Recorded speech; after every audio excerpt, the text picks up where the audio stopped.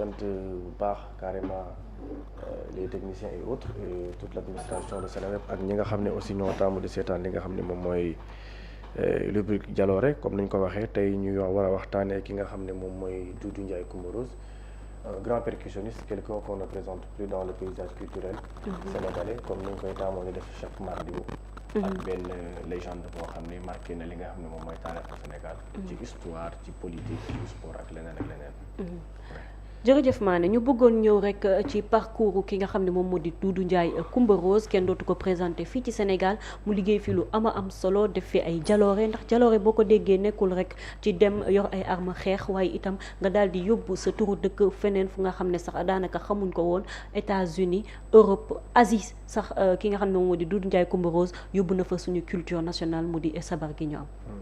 En fait pour wax ci carrément nag le parcours de Doudou Ndiaye Coumba Rose je pense que ni on va perdre beaucoup de temps pour waxtaanee li nga xam ne moom mooy Doudou Ndiaye Coumba Rose parce que li mu wax tey jii il te faut assez de temps toute une journée pour parler ci li nga xam ne moom mooy carrière brillante bu Doudou Ndiaye Coumba Rose parce que Doudou Ndiaye Coumba Rose mu ngi gane si àdduna ci atu 1930 fii ci Dakar moom nag ci côté papam waalo la ci côté yaayam mu ngi originaire Kajoor bu bokk ci famille griot bu mag a mag waaye Doudou Ndiaye Coumba Rose moom dafa nekkoon koo xam ne li nga xam ne moom mooy instrument traditionnel bu ñuy wax sabar moom moo nekkoon domaine de prédilection loolu moo nekkoon instrument bi nga xam ne pratiquement moom la Doudou Ndiaye Coumba Rose gënoon a bëgg ci lu muy def ci lu jëm ci wàllu musique ci wàllu aada ak cosaan et instrument boobu aussi tamit gis na li ci Doudou Ndiaye Coumba Rose def wër na àdduna ak instrument boobu noonu créé na sax instrument boo xam ni moom ci lu sabar bu mu tuddee goru mbabas boo xam ne souvent moom la doon yor di ko tëgg parce que avec même bu doon goru mbabas am na yeneen instrument mbëng-mbëng ak yeneen ay cóol ak yooyu mais goru mbabas c'était l'instrument préféré de Doudou Ndiaye Coumba Rose bi nga xam ni moom la doon yor di ci jouer par rapport ak li nga xam ne moom moo nekkoon ay prestations su ñuy xool sax ci ay 20e siècle 21e siècle ci artistes yi nga xam ne ñoo gën a siiw ci àdduna Doudou Ndiaye Coumba Rose en fait partie parce que tey jii mu demee ba UNESCO jël ko def ko benn mandarga bu mag patrimoine vivant et autres je pense que tey jii nekk na koo xam ne duñu ko naatable ci àdduna vraiment parce que Doudou Ndiaye Coumba Rose aussi tamit jaay na li nga xam ne moom mooy taarixu Sénégal jaay na li nga xam ne tamit moom mooy identité sénégalaise jaay na aussi tamit li nga xam ne moom mooy culture Sénégal ci Asie Europe Afrique ak fu nekk ci àdduna bi. jërëjëf Mané mu mel nii rek Doudou Ndiaye Coumba Rose bu ñu ko daan gis mu nekk dans l'œuvre jiite plus d'une centaine de batteurs di leen jox rythme bi ñu koy def mu mel nii rek daf koy dund dans l'âme parce que di ngay gis chorégraphie yi nga xam ne dina koy amal ba ngay xam ne kii li muy def nii culture bu muy dund la ci biir xolam. xam nga Doudou Ndiaye Coumba Rose aussi tamit il faut ñu leeral benn affaire par exemple tey jii Doudou Ndiaye Coumba Rose xaalis taxul woon mu doon def li mu doon def. parce que bu fekkoon xaalis rek moo taxoon kon Doudou Ndiaye Coumba Rose tey jii nii mën naa ni ñu ñuy woowee milliardaire aujourd'hui tey dépassé na leen du yàgg Doudou Ndiaye Coumba Rose amul offre bu mu amul ci lu jëm ci wàllu aada ak cosaan amul luñ ko mayul amul luñ ko joxul mais moom il faisait ces choses avec passion ak amour soo ko mosaan a gis sur scène kii yi mu daan def mouvement yi mu doon def à son âge même mouvement yi mu doon def ak yenn gestes yi mu daan def da ngay xam ne carrément ce gars là il est en train de vivre de son art li mu gëm lay def te li muy def passion moo tax mu koy def parce que tey jii boo xoolee ci ku ci mel ni Joséphine Baker à l'époque tey jii suñu doon wax star yi gënoon a mag ci àdduna ci lañ bokk à l'époque mais bi mu ñëwee fii gis Doudou Ndiaye Coumba Rose da ko xool fan ko ni ko carrément yow di nga nekk batteur bu mag ci àdduna te Joséphine Baker ñu bari dañ doon ñaan yàlla Joséphine Baker wax ci ñoom wala Joséphine Baker liggéeyandoo ak ñoom mais dafa gis Doudou Ndiaye Coumba Rose rek bëgg ko ni ko carrément tu seras un grand batteur kon wax la ni la Doudou Ndiaye Coumba Rose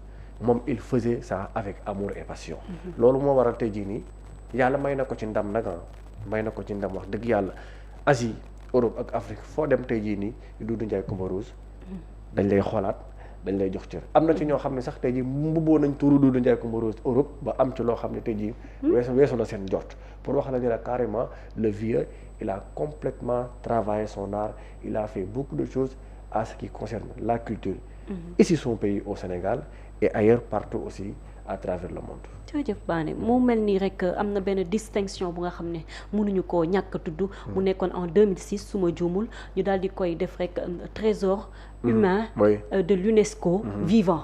trésor humain vivant de l'UNESCO. de l'UNESCO. mu nekk ndam lu rëy pour Sénégal. loolu day firndeel ni carrément trésor humain vivant de l'UNESCO xam nga UNESCO kenn moomu ko àddunaa ko moom. ñëpp a ko bokk.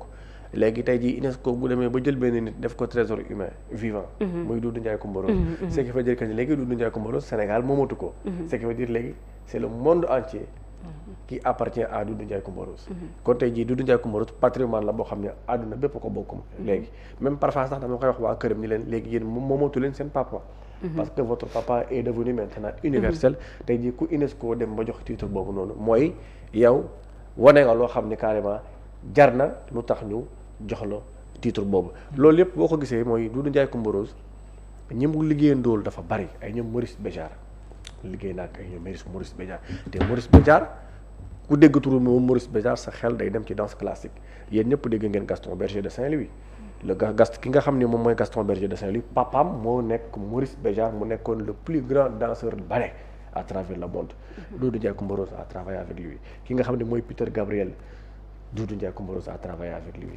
ak ñeneen ak ñeneen ak ñeneen et Doudou Ndiaye aussi a participé dans beaucoup de choses concernant le cinéma. ay cinéma sax Doudou Ndiaye Coumba Rose daf ci doon participer parce que am na ci ay musique yu bari moom moo ko def yéen ñëpp yéen a ngi fàttali ko film Carmen Gueye.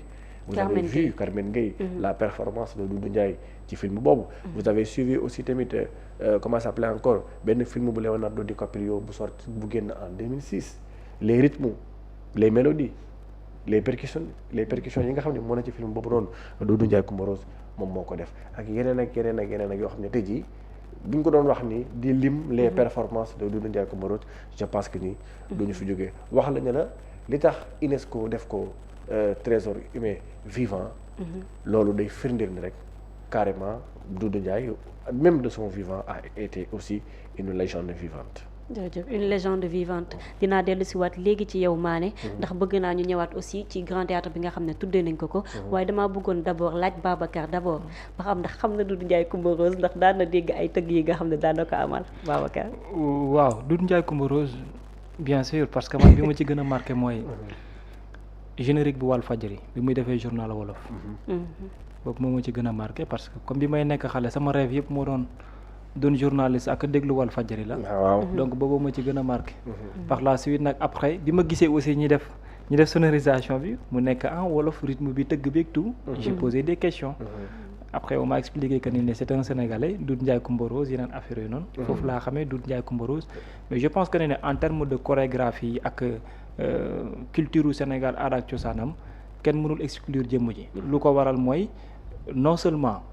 dafa yar lu tax mu wax dafa yar mooy da ngay xool compagnonnage am maanaam ni mu daan mel ni mu daan diversifier les profils yi nga xam ne ñooy composé ñi nga xam ne ñooy staff am buy faral di tëgg ak yooyu noonu déjà foofu ngay jàng nga xam lan la sénégalais war a yaree ak nan la ñu war a yaree sénégalais loolu kese la te su ma juumale ñu bari dañ daan wax ne ñi mu daan àndal aussi njabootam la ñu woon effectivement comme njabootam la ñu woon daka daan diversifier ñi gën a nekk xale ñi nekk mag ay góor ba ci ay jigéen loolu mooy yarinti njaboot loolu également moom la ñuy wax que ne ndono donc ñaar ba ñett du ko yitteel dafa jël aada ak cosaan am fu mu ko teg jël éducation am fu mu ko teg jël également li ñuy wooyee ndono am fu mu ko teg te trois yi mooy composé li ñuy faral di wax que naan aspect socio-culturel lu réew te lépp teg na ko daanaka ci li mu doon defee démonstration donc pour man éducation da koo jël ci li mu ne nit ñëpp xam ko ci mu ci jaarale pour def l'éducation de ses enfants d'où aujourd'hui li ni mel moo nekk continuité et après voilà dootul nekkatul kenn di leeral aussi un peu ci li Babacar Kébé wax par rapport ak l'œuvre là bi nga xam ne moom moo tudd jamono mu nekkoon générique attitré bu Walfadjri ba tey jii mu ngi nekk générique fële ci Walfadjri waaw loolu aussi ma rappelé ni carrément xam nga Doudou Ndiaye Coumba Rose en 1992 il a sorti un album un disque boo xam ni carrément y avait pratiquement près de 2000 rythmes yoo xam ni c'est exclusivement tourné à Gorée mais c'était un documentaire boo xam ni ki nga xam ne moo ma nekkoon Béatrice Soulé la veuve de Ousmane Sow l'artiste sculpteur sénégalais ak ki nga xam ne mooy Éric Serra ñoom ñoo doon tourné benn documentaire ci Doudou Ndiaye Coumba Rose c'est en 92 léegi à travers ce documentaire on en a fait une compilation et parmi ces compilations il y avait le titre Jàmm moom noonu muy jàmm ñenn ñi di ko wax jamono. Doudou Ndiaye Coumba Rose aussi mu ngi ci àndoon ak benn musicien sénégalais bu carrément extraordinaire à l'époque bu ñuy wax Julien Joga. Julien Joga ñoom ñaar ñoom ñoo def composition boobu noonu mooy jamono nekkul woon choriste. waaw Julien Joga chanteur choral la woon. D'accord. parce que boo xoolee ci chanson bi rythme yi. boo dégg ci les rythmes de Doudou Ndiaye Coumba Rose mais les voix c'est des choristes. En fait c'était la chorale de Julien Joga ñoom ñoo ànd ak Doudou Ndiaye Coumba Rose def œuvre boobu ñu tuddee jàmm te œuvre boobu jàmm la tudd mooy la paix.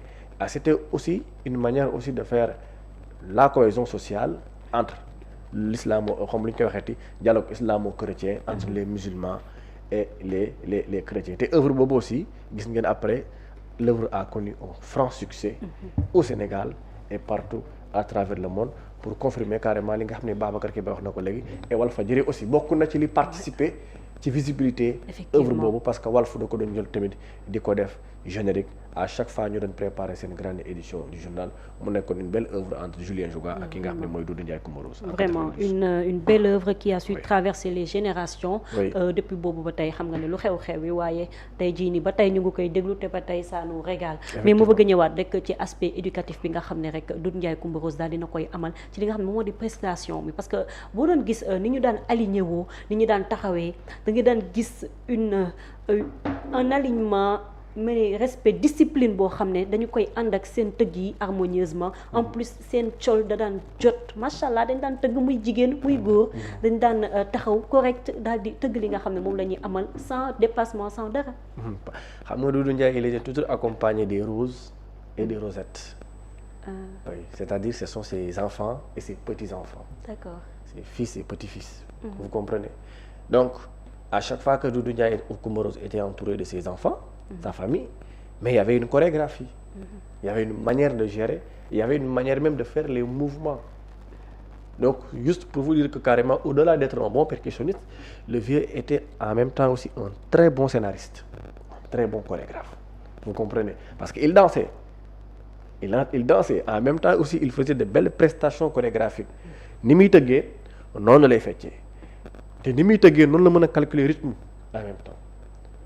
Même bu yorul sax baguette Doudou carrément il calculait les rythmes même ba pare fu muy yéegalee ak fu muy daanalee aussi il maîtrisait ça veut dire Doudou Ndiaye Coumba Rose il ne dégamait pas même rose yi ak rosette yi bu ñu doon tëgg nekk au cœur du rythme moom mu ngi danser mu ngi fecc mais à chaque fois xam na fi mu war a daanalee ak xam na fi mu war a yéegalee parce que c'est lui qui crée les rythmes vous comprenez donc juste pour wax la loolu noonu ambiance boobu nga gisoon noonu chorégraphie boobu nga gisoon tout ça c'était l'œuvre de Doudou Ndiaye Coumba Rose et jusqu'à présent aujourd'hui sa famille est là les rosettes sont là les roses sont là et les rythmes de Doudou Ndiaye Coumba Rose continuent à être perpétrés par ses petits-enfants aujourd'hui parfois da ngay jékki-jékki damay dem benn jékki-jékki ba jàggi dégg ay percussionnistes tëgg ba jeexal ma li leen vous avez utilisé benn rythme Doudou Ndiaye Coumba Rose parce que les gens tamit dañuy yaakaar ni mën nga ñëw utiliser benn rythme te duñ xam ne rythme bi fu mu jógee parce que album bi ma lay wax njaboot bi tudd njaboot sorti en 92 y avait pratiquement 2000 rythmes rythme yooyu ba tey tëggkat yi ñu ci bari sax fa la ñuy jàngee tëgg ci rythme yooyu ci la ñuy jàngee tëgg moom la ñuy utiliser de temps en temps et jusqu'à présent chorégraphie boobu nga doon gis nii ñu ko daan ànd ak Doudou Ndiaye Coumba Rose di ko def ses fils ba tey ñu ngi koy continuer di ko def ses petits-fils ñu ngi continuer di ko def les rosettes dañ koy def les roses dañ koy def et jusqu'à présent pour wax la ni la Doudou Ndiaye Coumba Rose pratiquement je ne pense pas que ni turam daal dina yéex a jóge fii ci Sénégal quand on parle de culture parce que aujourd'hui parler de culture au Sénégal et ne pas parler de Doudou Ndiaye Coumba Rose vraiment ça serait un crime. Ça serait un crime ba tax na ñu daal di jël benn amphi bu mag daal di koy tuddee. muy li nga xam ne moom moo di Grand Théâtre National Doudou Ndiaye Coumba Rose ban jàngat nga ci am ngir rek ñu daal di tëj ponk moom. xam nga Doudou Ndiaye Coumba Rose pratiquement mën naa ne Grand Théâtre mooy li ñu ko mujjee tuddee. est-ce que gars yi xam nañ ni Doudou Ndiaye Coumba Rose Japon. tuddee nañ ko fa am mbedd. Ah bon? Il y a une rue qui porte le nom de Doudou Ndiaye Coumba Rose au Japon. Parce que Doudou Ndiaye Coumba Rose aussi, il donnait des cours de percussion aux Japonais. Oui. Et Doudou Ndiaye Coumba Rose avait une très bonne relation avec l'État japonais. D'accord. Aujourd'hui, il y a un de ses fils qu'on appelle Wagan. Il est au Japon. il est en train aussi de perpétrer l'œuvre de son père là-bas. Il y a un autre fils de Doudou Ndiaye Coumba Rose ailleurs en Italie qui est en train de faire une chose pareille. ñi nekk Suisse ñi nekk Sénégal. Donc le Japon l'a rendu hommage en premier lieu avant le Sénégal. Vous comprenez? Et le président Macky Sall a compris ça. Il a décidé de dénommer le Grand Théâtre National au nom du Grand Théâtre National Doudou Ndiaye Coumba Rose. Un grand hommage, très salué par tout le monde. Parce qu'aujourd'hui, jàpp naa ne loolu rek doyul pour Doudou Ndiaye Coumba Rose aujourd'hui. Et il y a d'autres édifices, il y a des rues même, il y a des rues yoo xam ne tey jii war na mën a porter le nom de Doudou Ndiaye Coumba Rose. Ay mbedd yoo xam ne war nañ ko tuddee. Yeneen ak yeneen ak yeneen ak yeneen. Parce que aujourd'hui, quand tu pars en Belgique ou bien quand tu pars en France, les plus grandes légendes de la musique et de la culture française foo dem di nga fa gis dara loo xam ne mooy seen mandarga. Mais tey jii soo demee en France, Johnny Hallyday, il y a beaucoup de statues de Johnny Hallyday là-bas en France. Il y a beaucoup de rues qui portent le nom de Johnny Hallyday en France. Si tombom sax gars yi dañuy dem pour di recueillir. D'ailleurs même il y a beaucoup de restaurants, il y a beaucoup de salles de spectacle qui portent le nom de Doudou Ndiaye Coumba Rose, de Johnny Hallyday. Mais tey jii Sénégal, à part le Grand Théâtre National Doudou Ndiaye Coumba Rose, amaatul leneen loo xam ne tey jii mooy firndeel ni Doudou Ndiaye Coumba Rose. Parce que tey jii ku ñëw Sénégal ñu ne la Grand Théâtre National Doudou Ndiaye Coumba Rose, mais tu te poses des questions, qui était Doudou Ndiaye Coumba Rose? loolu sax dina bokk te li tax nit ñi di gën a fàttaliku Doudou Ndiaye Coumba Rose. Mais loolu tey jii soo amul woon mën naa ni sax duñ ko fàtte, mais mën naa ne tamit du bari luñ koy waxtaanee. Vous comprenez? moo tax tey jii nii ñooñu dañuy war di leen gën di jox ay édifice di leen ko tuddee. Mais tey jii Sorano Théâtre National Daniel Sorano, mais on peut changer le nom. mën nañ ko tuddee Thierno Ndiaye Doss wala Malick Ndiaye Fara Calcal, Bass Diakhaté ou Baye Ili ou keneen ak keneen ak keneen ak keneen. Et je pense que aujourd'hui loolu mooy tax affaire bi des. Mais la décision bi nga xam ni président Macky Sall jël na ko tuddee ko Doudou Ndiaye Coumba Rose muy Grand Théâtre, wax dëgg yàlla loolu gars yi ñu ngi koy saluer et c'est un acte boo xam ne wax dëgg yàlla c'est salutaire. di ci gërëm aussi tamit l'ancien administrateur du Grand Théâtre National de Dakar décédé récemment muy Keïsi Bousso, qui a beaucoup participé aussi à la concrétisation de ce projet. Donc je pense que loolu vraiment lu rafet la te tamit man bu ma sañoon Doudou Ndiaye Coumba Rose au-delà du Grand Théâtre ñu tuddee ko leneen vraiment. Parce qu'il le mérite. jërëjëf Mané, ñu bàyyi la nga daal di tàggatoo ak internet Seneweb TV. waaw di leen gërëm. di leen sant donte lekk ngeen ci temps bi lu bëree bëri. parce que tey da ngeen a xaabaabal. loolu mais parfois ça arrive. Il y a des choses yoo xam ni carrément pour des raisons techniques ça arrive souvent. di profiter de l'occasion aussi pour saluer toute la famille de Doudou Ndiaye Coumba Rose. En commençant par Mor Coumba Rose, un petit-fils de Doudou Ndiaye Coumba Rose aussi qui a fait un film sur son grand-père. Qui va bientôt sortir. Il y a aussi un de nos confrères, Pape Malick Thiam, qui a rédigé un ouvrage sur Doudou Ndiaye Coumba Rose. Il y a son fils El Hadji Ndiaye Rose aussi qui est en train de faire de belles choses. Il y a son fils Biram qui est actuellement à la Mecque. Tey jii chaque 4 avril moom ngeen di gis c'est lui qui dirige les majorettes.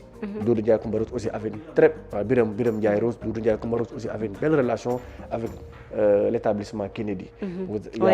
Avec les majorettes. Il y a aussi son fils Tafa Ndiaye Rose aussi qui est en train de faire de belles choses. Il y a son petit-fils aussi, le fils de Tafa Ndiaye Rose aussi qui a fait même un duo avec beaucoup de chanteurs sénégalais. Juste pour te dire que carrément Doudou Ndiaye Coumba Rose man damay jàpp ni il est toujours là. ndono gaa ngi fi.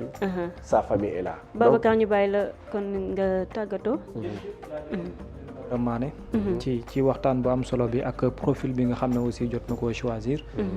Surtout parce que pour man taarix moom dafa am solo. te nit loo mën a jëmal ci wàllum souveraineté te aada ak cosaan ba dëkku ci day xaw a jafe lool. jaajëfal nit ñu doon teewlu ñëpp di leen wax ne amoon nañu mbégte gu mag a mag jàkkaarloog ñoom. tey Bima Couture la woon. Bima Couture kontaan nañ ci yow Bima Couture. Ça c'est au niveau quoi. di jaajëfal Mané mi nga xam ne chaque fois rek il nous régale comme ni ma koy waxee rek daf ñuy indil culture te expliquer ñu ko en détail ba li nga xam ne sax dafa nëbbu woon te xamuñu ko mu daal di ñu koy leeral. dama bëggoon leeral benn affaire rek ñu jégal ma par rapport ak parce que ñu bari day may leen dégg ñu wax ni Doudou Ndiaye Coumba Rose nekkul woon bat gate bu Dakar. C'est vrai que Doudou Ndiaye Coumba Rose il n'était pas le Bat-Guet de Dakar. Parce que Doudou Ndiaye aussi il fait pas partie de la communauté Lébou. Le Bat-Guet de Dakar c'était Vieux Sagne, le papa de Mbaye Dieye Faye. Mais le Doudou Ndiaye Coumba Rose avait le plus grand titre. Il était le grand tambour-major de Dakar. Au-delà d'être le grand tambour-major de Dakar, quand on parle de l'histoire des percussionnistes ou bien le percussionniste sénégalais le plus célèbre à travers le monde, c'est Doudou Ndiaye Coumba Rose. Et Doudou Ndiaye Coumba Rose aussi, au-delà de ça, on le voyait pas dans les luttes. Et daawul tëgg làmb. Doudou Ndiaye faisait ce qu'on appelait le sabar. Et le sabar, quand on parle de sabar, c'est une tradition culturelle purement wolof. C'est juste pour apporter un éclaircissement par rapport à ce que les gens disaient que nekkul woon lii, nekkul woon lee. Parce qu'il y avait aussi Dakar, Dakar était régi par des règles, des traditions avec la communauté lébou.